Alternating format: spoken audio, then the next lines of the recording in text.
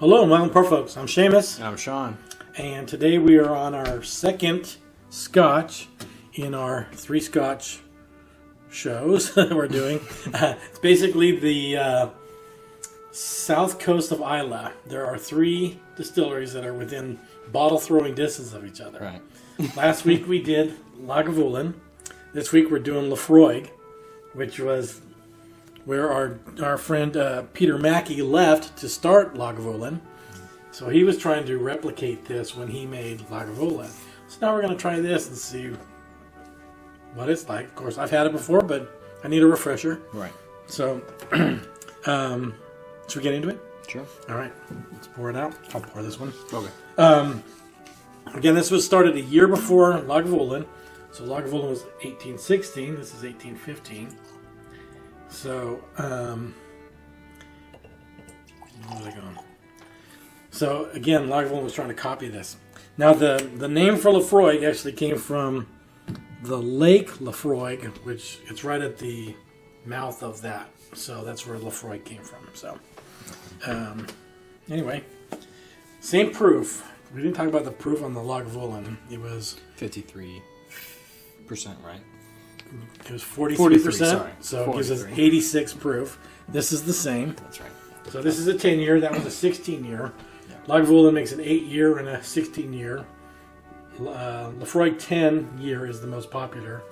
I know they make more, but I don't know them offhand right now. So anyway, the flavors on these. Hold on. Sorry.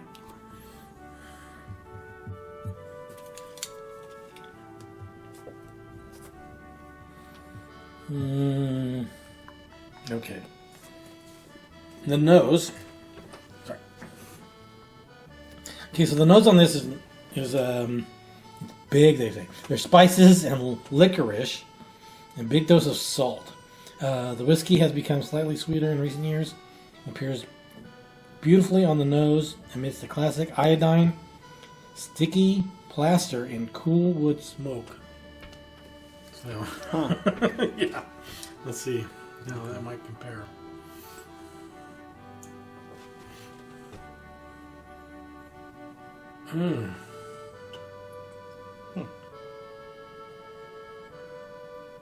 I get more of that ethanol smell. Okay. I got an ethanol smell like I get off of a bourbon. Okay. That I didn't get that at all off the Right. Lagavulin. I didn't get it off the Lagavulin at all. Mm-hmm. Here, I really tried, and I got just a little bit. Okay. Very little.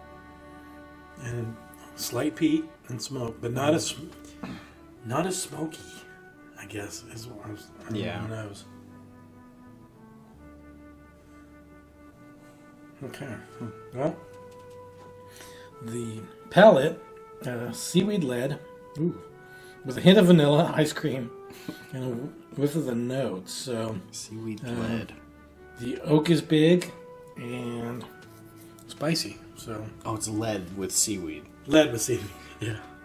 Sorry. So you should get a seaweed salty flavor, right? Okay. What did you I think? was thinking about lead. Oh, Like, lead seaweed. Yeah, that stuff that sinks to the bottom. yeah. It's okay.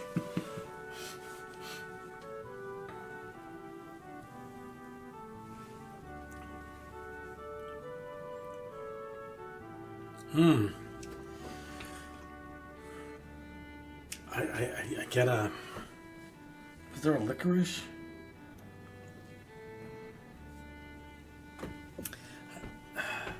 Is that? I'm not sure what that is. There's like a cooling sensation in my mouth after drinking this for me.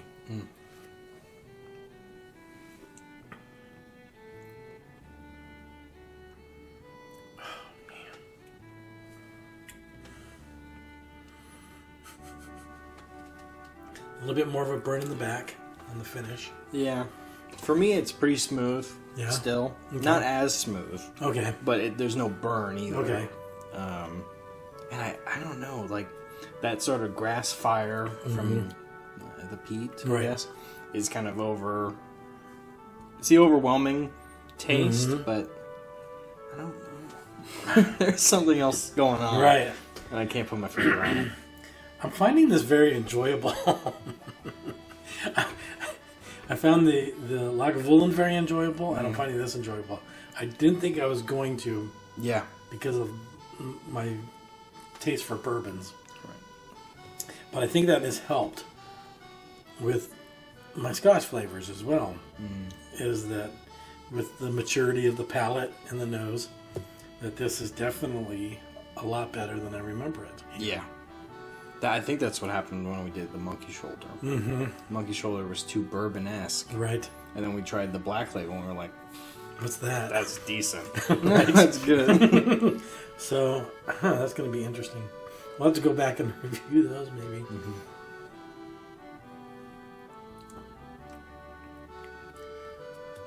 I like it. It's got that. It's got that slight hint of that campfire put out with the water, like we Right. talked about, but it's ever so slight Right. compared to the Lagavulin. That was much more There's pronounced. a little bit less going on with the Laphroaig, Okay. but it's not a bad thing. No. So, Wow. These are, and it's super sweet. I never noticed the sweetness before in scotches until after drinking bourbon. I'm noticing the sweetness that comes from this, and it's not this overwhelming like eating candy. It's just very slight, but just enough.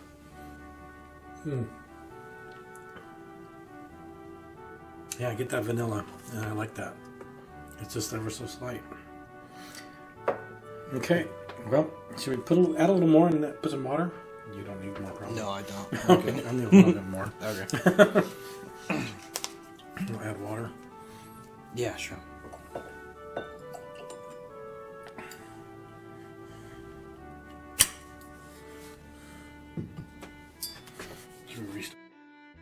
Okay, so we've added some water to the Laphroaig. We're going to give that a try.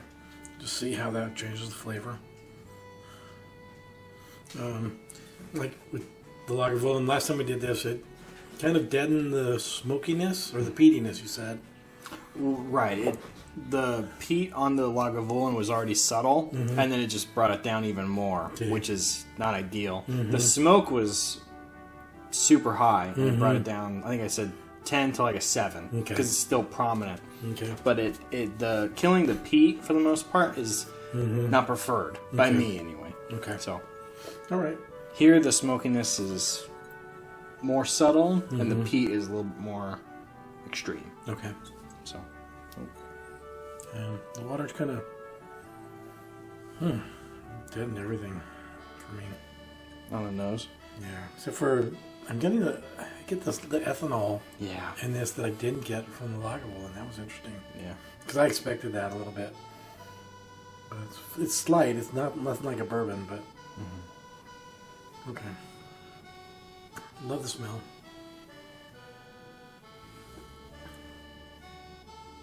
Yeah, it just subdued everything for me. Yeah. It just brought down the flavor, brought down the smokiness, brought down the peatiness, smokiness, everything. Even the sweetness. Did I say that already? Yeah. It did. It deadened it. So I don't know if I'd add water. Yeah. For me. Yeah. It actually increased the burn for Did me. it? Yeah. Oh wow! It totally took that away from me. Oh, okay. But Weird.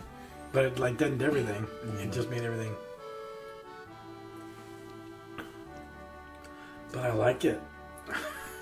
It doesn't have quite the same.